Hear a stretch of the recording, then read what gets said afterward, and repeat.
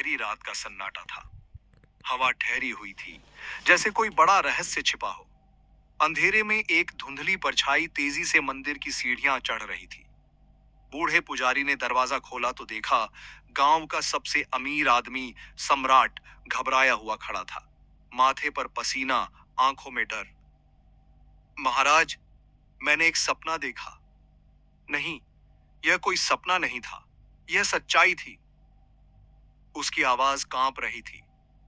पुजारी ने दीपक की लौ तेज की और ध्यान से उसकी आंखों में झांका। क्या देखा तुमने सम्राट? मैं मर रहा हूं। सम्राट की आवाज धीमी हो गई, जैसे किसी ने उसकी आत्मा को जकड़ लिया हो। और जब मैंने अपनी पत्नियों को पुकारा, तब वह सहम गया। पुजारी ने गहरी सांस ली। क्या वे आईं? सम्राट के होंठ सूख गए, उसकी आंखों में आंसू आ गए। पहली ने मुंह फेर लिया, दूसरी ने इनकार कर दिया, तीसरी ने बस अंतिम संस्कार तक साथ रहने की बात कही। और चौथी? पुजारी ने आगे झुककर पूछा। सम्राट ने कांपते हुए कहा, चौथी पत्नी। उसने मेरे सामने खड़े होकर कहा, मैं तुम्हारे साथ जाऊंगी, चाहे कुछ भी हो। लेकिन पुजारी जी, यह तो असंभव है, क्योंकि मैंने उसे हमेशा दासी की तरह समझा था। पुजारी मुस्कुराया, जैसे कोई गूढ़ रहस्य सुलझ गया हो। समय आ गया है सम्राट, यह जानने का कि असली साथ कौन देता है और कौन बस एक मोह का बंधन है। सन्नाटा गहरा गया। मंदिर की घंटी धीमे से बजी और सम्राट ने महसूस किया, उसकी जिंदगी अब पहले जैसी नहीं रहेगी। अगर आप अपने माता पिता से सच्चा प्यार करते हैं, तो हमेशा ऐसा काम करें जिससे उनका सिर गर्व से ऊंचा हो। चाहे कुछ भी हो, वे कभी लज्जा महसूस ना करें।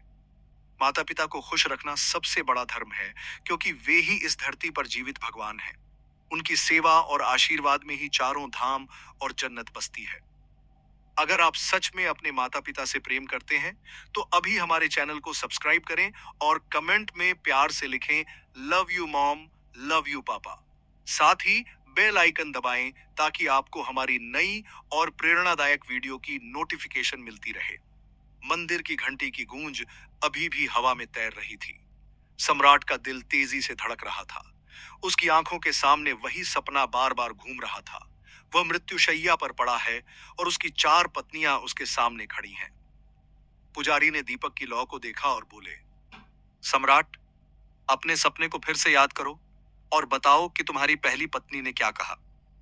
सम्राट ने गहरी सांस ली और बोला, मेरी पहली पत्नी सबसे सुंदर थी। मैंने हमेशा उसे सबसे ज्यादा प्यार किया। उसके लिए कीमती गहने, सुंदर वस्त्र और शाही महल बनवाए। लेकिन जब मैंने उससे पूछा, क्या तुम मेरे साथ चलोगी, तो उसने ठंडे स्वर में कहा, मुझे माफ करो, लेकिन मैं तुम्हारे साथ नहीं आ सकती। अब मेरा तुम्हारे जीवन से कोई लेना देना नहीं। पुजारी मुस्कुराए। यह तुम्हारा शरीर था सम्राट, जिसे तुमने दिन रात संवारने में लगा दिए। लेकिन मृत्यु के बाद यह शरीर तुम्हारा साथ छोड़ देगा। यह बस अग्नि के हवाले कर दिया जाएगा।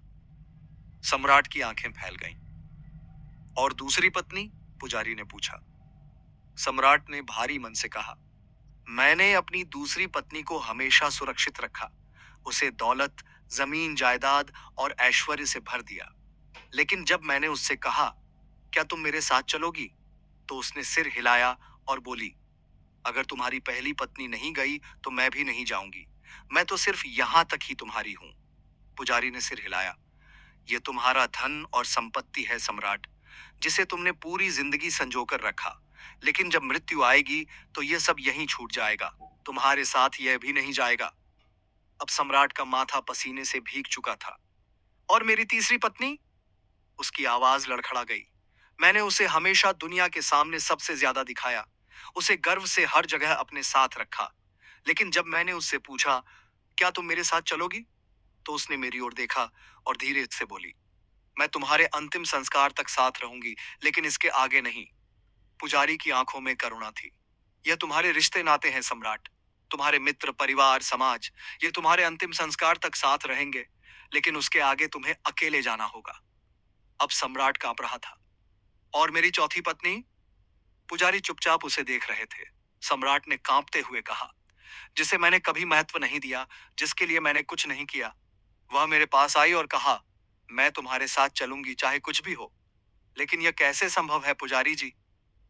पुजारी ने गहरी सांस ली। यही तो असली सत्य है सम्राट। यह तुम्हारा कर्म है जिसे तुमने जीवन भर नजरअंदाज किया, लेकिन यही तुम्हारे साथ जाएगा, अच्छा हो या बुरा। मंदिर में सन्नाटा छा गया। सम्राट का पूरा शरीर कांप रहा था। वह अब समझ चुका था कि पूरी जिंदगी उसने क्या गलत किया था। मंदिर में जलता दीपक टिमटिमा रहा था, जैसे वह भी सम्राट के भीतर उठते तूफान को महसूस कर रहा हो। सम्राट की आंखें लाल हो चुकी थीं। तो यह सच है, वह बुदबुदाया। जिसे मैंने सबसे ज्यादा प्रेम किया, उसने मुझे छोड़ दिया। जिसे मैंने सबसे ज्यादा संजोया, वह भी साथ नहीं गई। और जिन रिश्तों को मैंने सबसे ऊपर रखा, वे बस श्मशान तक मेरा साथ देंगे। पुजारी चुपचाप उसकी आंखों में देख रहे थे। सम्राट की सांसें तेज हो रही थीं। लेकिन जिसे मैंने तुच्छ समझा, जिसे कभी अपनाया ही नहीं, वही मेरे साथ रहेगा। पुजारी ने सिर हिलाया। हाँ सम्राट, यही प्रकृति का नियम है। तुम्हारा कर्म ही तुम्हारे साथ जाएगा। अच्छे कर्म तुम्हें ऊपर उठाएंगे और बुरे कर्म तुम्हें रसातल में धकेल देंगे। अचानक बदल गया सब कुछ। सम्राट की पूरी जिंदगी उसकी आंखों के सामने घूम गई। वह याद करने लगा कैसे उसने अपने फायदे के लिए व्यापार किया, कैसे उसने निर्दोष लोगों को करों में जकड़ दिया, कैसे उसने अपनी शक्ति के मद में गरीबों की चीखों को अनसुना किया। अब उसे महसूस हो रहा था उसकी चौथी पत्नी यानी उसका कर्म कितना कमजोर था। वह दुबली पतली थी, कांतिहीन थी और निरीह लग रही थी, क्योंकि उसने जीवन भर उसे भूखा रखा था। उसका गला सूखने लगा। क्या अब भी समय बचा है? सम्राट ने पुजारी से कांपती आवाज में पूछा। पुजारी ने धीमे स्वर में उत्तर दिया, हर सुबह नया सूरज उगता है सम्राट। हर नदी नए प्रवाह से बहती है। जीवन में कभी भी सही राह पकड़ी जा सकती है, लेकिन यह राह कठिन होती है। बड़ा निर्णय। सम्राट उठ खड़ा हुआ। उसकी आंखों में अब डर नहीं, बल्कि संकल्प था। अगर मेरा कर्म ही मेरे साथ जाएगा, तो मैं इसे मजबूत बनाऊंगा। अब से मेरी सारी संपत्ति प्रजा की भलाई में लगेगी। मैं अपनी चौथी पत्नी को प्यार दूंगा, उसका पोषण करूंगा, ताकि जब मैं इस संसार से जाऊं, तो वह मेरे साथ सिर ऊंचा करके खड़ी हो। पुजारी ने पहली बार मुस्कुराते हुए सिर झुका लिया। सम्राट ने अपने सेवकों को बुलाया और आदेश दिया, आज से इस राज्य में कोई भूखा नहीं सोएगा। मेरे महल का सोना और धान जनता में बांटा जाएगा। मैं स्वयं अपने कर्म सुधारने के लिए निकलूंगा। अब क्या होगा? सम्राट ने अपना सिंहासन त्यागने का निर्णय कर लिया है, लेकिन क्या सच में कर्म सुधारे जा सकते हैं? क्या उसकी चौथी पत्नी, उसके कर्म इतने कमजोर हो चुके थे कि अब साथ देने में असमर्थ होंगे? सम्राट का निर्णय पूरे राज्य में आग की तरह फैल गया। महल से निकलकर उसने स्वयं को साधारण वस्त्रों में ढाल लिया। अब न कोई शाही ठाट बाट था, न कोई दरबार। बस एक संकल्प था, अपने कमजोर कर्मों को मजबूत करने का। लेकिन क्या कर्म इतनी आसानी से सुधर सकते थे? पहला ही दिन था जब एक भूखे किसान ने सम्राट को पहचान लिया। उसकी आंखों में क्रोध और दर्द था। तुम राजा हो, वही जिसने सालों तक हमसे कर वसूला, हमारी जमीनें छीनी, हमें दर दर की ठोकरें खाने पर मजबूर किया। अब भिखारी बनकर प्रायश्चित करने चले हो। किसान ने तंज कसा। सम्राट ने सिर झुका लिया। मैं अपने कर्मों को सुधारने निकला हूं, लेकिन यह तभी होगा जब मुझे क्षमा मिलेगी। किसान हंसा। कर्म क्षमा से नहीं, भोगने से सुधरते हैं राजन। सम्राट को पहली सीख मिल गई थी। कर्मों को शब्दों से नहीं, कर्मों से ही बदला जा सकता है। पहली परीक्षा, भूख और तिरस्कार। उस रात सम्राट ने गांव के बाहर एक पेड़ के नीचे रात बिताने की कोशिश की। पहले दिन ही उसे समझ आ गया कि जो कठिनाइयां उसने अपनी प्रजा को दी थीं, अब वही उसे झेलनी होंगी। उसने कई घरों में दस्तक दी, लेकिन सभी ने मुंह फेर लिया। जिन लोगों से उसने कभी अपना महल भरवाया था, आज वे उसे रोटी देने को तैयार नहीं थे। भूख के मारे जब उसका शरीर कांपने लगा, तब एक बूढ़ी महिला आई। उसने सम्राट को देखा और एक सूखी रोटी आगे बढ़ा दी। ले लो राजन, लेकिन याद रखना, यह वही रोटी है जो तुम्हारे कारण मुझे आधे दिन बाद मिलती थी। सम्राट की आंखों में आंसू आ गए। उसने रोटी अपने हाथ में ली, लेकिन जैसे ही पहला कौर मुंह में डाला, आंसुओं के साथ अपराध बोध भी अंदर चला गया। वह समझ चुका था भूख का दर्द क्या होता है। दूसरी परीक्षा, अपमान और धैर्य। अगले दिन सम्राट ने गांव के कुएं पर जाकर पानी मांगा। पहले तो लोग उसे अनदेखा करते रहे, फिर कुछ युवकों ने हंसते हुए उसे धक्का दे दिया। राजा हो ना, अब देखो जब पानी तक के लिए तरसना पड़े। लेकिन सम्राट चुप रहा। उसने अपने भीतर क्रोध को नहीं, बल्कि धैर्य को जगह दी। यह वही दर्द था जो उसने अनगिनत लोगों को दिया था। अब वह महसूस करने लगा कि उसकी चौथी पत्नी कर्म वास्तव में कितनी शक्तिशाली थी। जो कष्ट उसने दूसरों को दिए, वही अब उसे वापस मिल रहे थे। लेकिन क्या वह इनसे हार जाएगा? आगे क्या होगा? क्या सम्राट अपने कर्मों को सुधारने में सफल होगा? क्या जनता उसे माफ करेगी? और सबसे महत्वपूर्ण सवाल, क्या उसका अंत अब पहले जैसा ही होगा, या इस बार उसकी चौथी पत्नी उसके साथ किसी नए स्वरूप में खड़ी होगी? सम्राट अब एक आम इंसान की तरह जीवन जी रहा था। भूख, प्यास, अपमान, हर पीड़ा को उसने जिया, हर उस दर्द को महसूस किया जो उसने अपनी प्रजा को दिया था। लेकिन यह अंत नहीं था। उसकी सबसे कठिन परीक्षा अब भी बाकी थी। अंतिम परीक्षा, माफी की आग। एक दिन सम्राट गांव की सीमा पर बैठा हुआ था, जब अचानक भीड़ उसकी ओर दौड़ती आई। मारो इसे, यही है हमारे दुखों का कारण। लोगों के हाथों में पत्थर थे। किसी ने उसकी संपत्ति छीनी थी, तो किसी ने अपने परिवार को उसकी नीतियों के कारण खोया था। अब वे बदला लेने आए थे। पहला पत्थर उसके माथे पर लगा।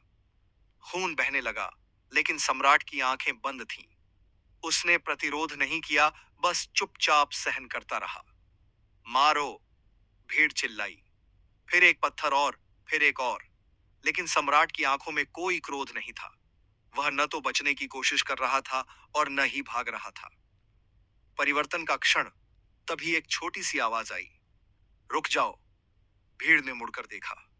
एक बूढ़ी महिला खड़ी थी, वही जिसने सम्राट को पहली रात सूखी रोटी दी थी। यह अब वह राजा नहीं है जो तुम्हें पीड़ा देता था। यह अब कोई सिंहासन का स्वामी नहीं, बल्कि अपने कर्मों को सुधारने निकला एक यात्री है। देखो इसके चेहरे पर, क्या तुम्हें अहंकार दिखता है? क्या यह बदला लेने के लायक है? भीड़ रुकी। सम्राट ने धीरे से आंखें खोली। चौथी पत्नी का पुनर्जन्म। उसी रात जब सम्राट अकेले बैठा था, उसे एक अनुभूति हुई। उसने अपनी चौथी पत्नी कर्म को सामने खड़े देखा। लेकिन वह अब कमजोर नहीं थी। वह तेजस्वी थी, सुंदर थी, आत्मविश्वास से भरी हुई थी। अब मैं तुम्हारे साथ हूं सम्राट, अब तुम अकेले नहीं हो।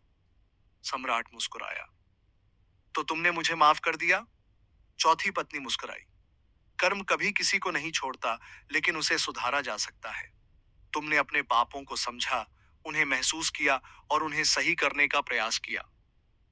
यही जीवन का असली अर्थ है। नया जन्म, नई शुरुआत। सम्राट अब पहले जैसा नहीं था। उसके भीतर एक नई शक्ति थी। उसने अपने राज्य में लौटकर सेवा का जीवन चुना। उसने महलों की जगह अनाथालय बनाए, करों की जगह अन्नदान शुरू किया और विलासिता की जगह सच्चे प्रेम को अपनाया।